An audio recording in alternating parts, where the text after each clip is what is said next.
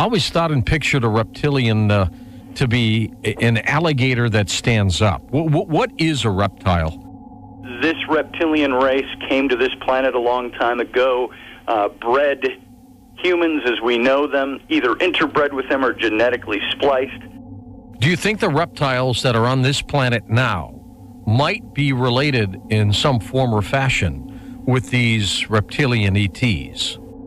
God, Adam and Eve, the stories of creation and the flood in the Old Testament, they would probably have come from these older stories, these older mythologies, the legends and mythologies that have been built up over the years. They're always very, very dangerous or evil. Right. I mean, why is that? According to this one woman who gave me this story earlier, though, it was a sexual story. It's one that said he was kind of breaking ranks and saying, you know, I'm coming to you and I'm communing with you and being intimate with you, even though my race is bent on the destruction of mankind.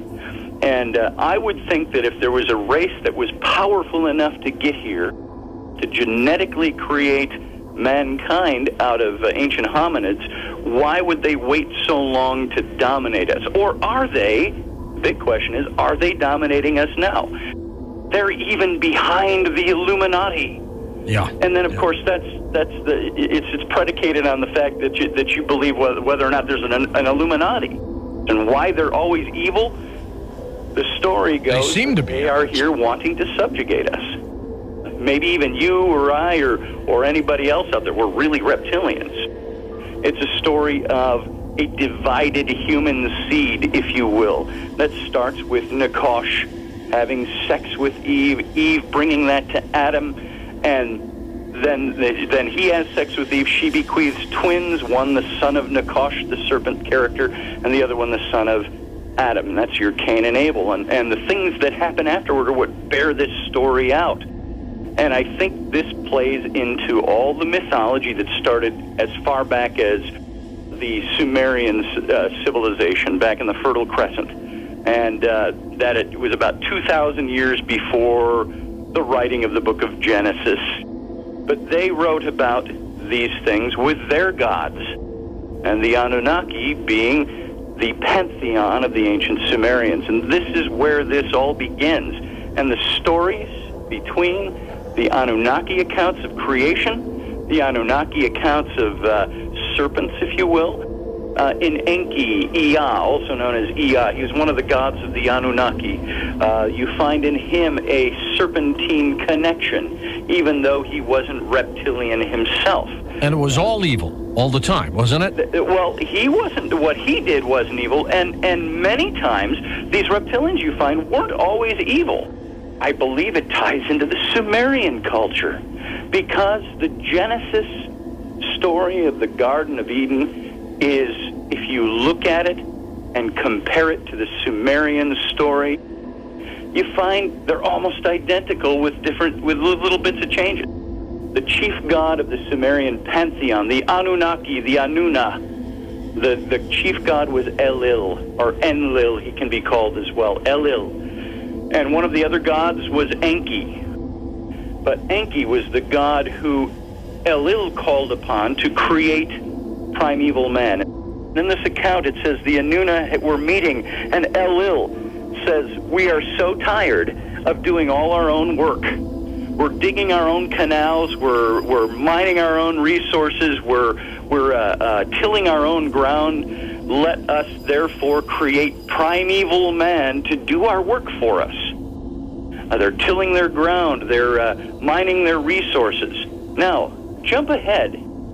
Over the next 1,500 to 2,000 years, as mankind spreads down out of the Fertile Crescent, down into the Canaanite region, Palestine, the Canaanites and the Hebrews pick up on these names.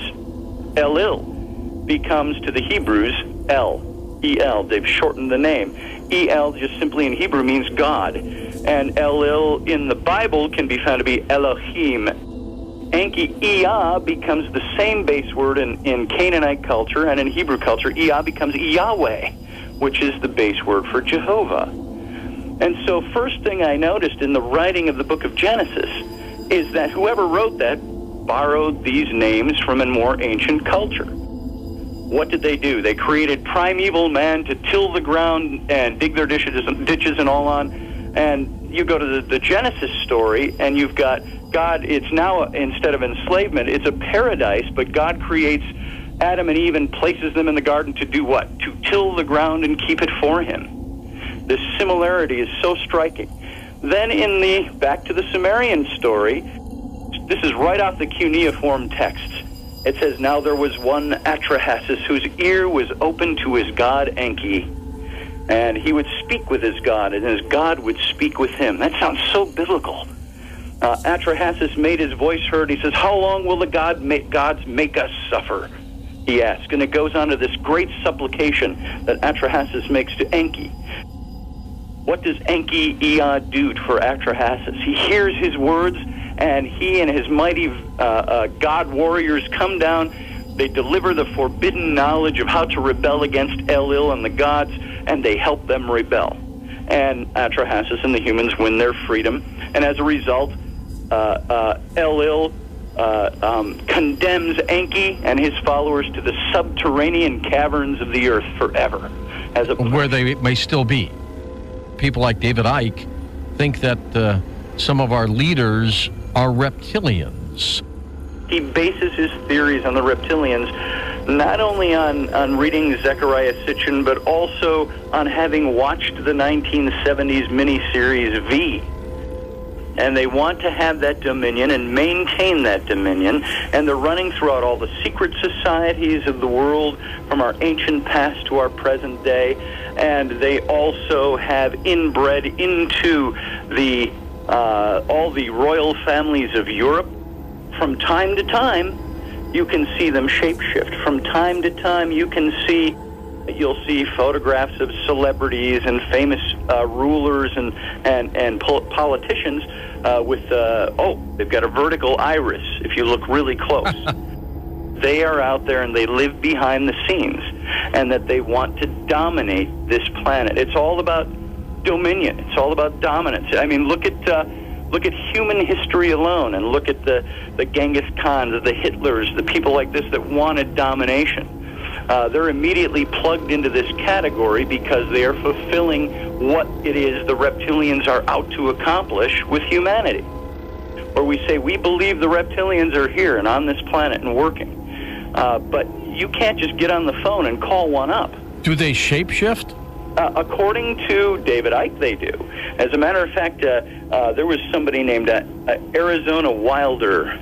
I don't know if you remember her. She was somebody who came out and said that she was a slave to the Illuminati, and a few years back. And David Icke had interviewed her, and she even said after the Icke interview that she saw David Icke shape-shifting into a reptilian.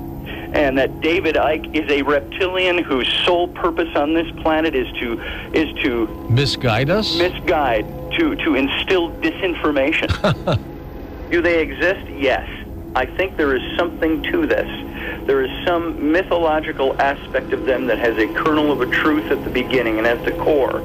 But it's finding out who they are. And how they got here. And how they got here. Was it nuts and bolts spaceships? Was it a interdimensional thing? Are reptilians the same type of beings that we look at as being like the Nephilim? There are demonic tie-ins, spiritual being tie-ins.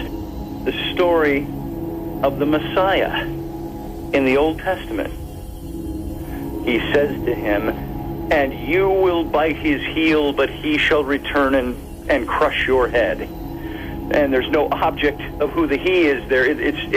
But rabbinic and Christian scholars will tell you that is the first messianic prophecy of how the Messiah would come, and the serpent character would try to destroy him, but he would destroy him in turn. And then he says to all of them in the garden, the man, the woman, and the serpent, he says, and there will be enmity or constant conflict between the seed of the serpent and the seed of the human. And that seed will fight with each other. It's because Cain was not of the pure human blood. He was of the blood of Nakash and Eve, the serpent character. And the Messiah was a hybrid. had to be of pure human blood. So what's the serpent seed doctrine? What does that mean? Satan himself spawned seed through Eve. The serpent seed says that there is a lineage of Satan, a lineage of Lucifer out there. And this is the stuff that starts to build into the Grail mythologies even. When you get down to the Dark Ages, after 300, 400 years after the time of Christ, you've got the Merovingian kings, which is one of the big lines. That's the Merovingian dynasty that claim they have both the blood of Christ and the blood of Lucifer flowing through their veins. And I think this is the way they controlled the masses, by saying we are these powerful people, so don't do us wrong. And so she had one child, Merovic, who had both the seed of Satan and the seed of Jesus. Sounds like Rosemary's Baby all over again, doesn't it? It certainly does. That talk about how Jesus and Lucifer are actually either one and same, or they are brothers in this caste of gods, the divine council, or the Elohim. When I talk about Hitler in this book, and I say how he was really influenced by all of this whole Merovingian line of thought, this priory of science thought, this brotherhood of Lucifer and Jesus thought, all started to tie into the Lemurians, the Atlanteans, and the German revivalists.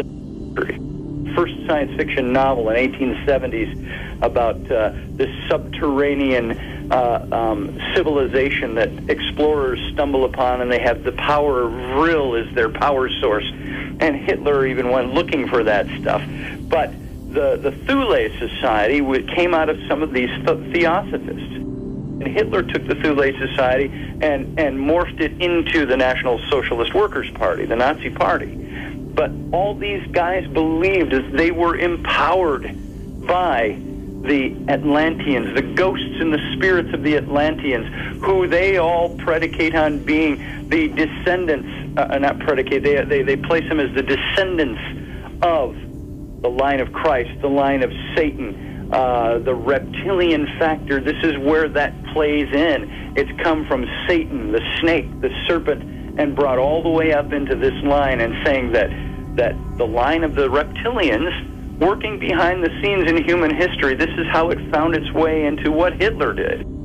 That's the thing about Hitler, is that he was very heavily influenced by all of this reptilian factor, that as it came to him through the Satanist, if you will, influence on the bloodlines that made it into the Merovingian kings and eventually up into these people who founded the Thule Society, which is where he formed the Nazi Party.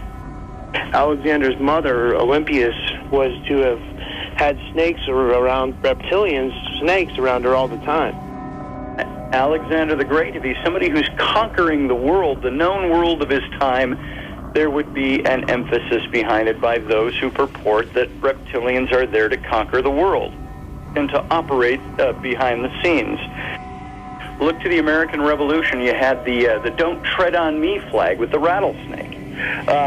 The symbol of the snake is pervasive. It's everywhere. It's always been there. It's been there as a symbol of power, a symbol of something to be feared, a symbol of strength. I wanted to tell you guys another movie that would help people is the Super Mario Brothers with Dennis Hopper, about the reptilians coming over to Earth at this certain time. That's kind of informative too. You know, give them a little understanding. I never knew I could get an education from the Mario Brothers, but that... No, really, it's an interesting film there. It's got some key points that are happening today. I believe they're here now. They're hidden. I do believe they had a great input in Hitler burning all those books, which had knowledge that would have helped us discover more. I've read about the Thule, the Thule cult, and yeah, Hitler was still involved in that. And extremely, though, he was hosted. They said the evil that emanated from him was, unbelievable. So whoever, used him as a host was from an area that wanted to be hidden. It's still hidden right now, and yes, they are here. Thank you, Scott. Very well-informed chat with you tonight.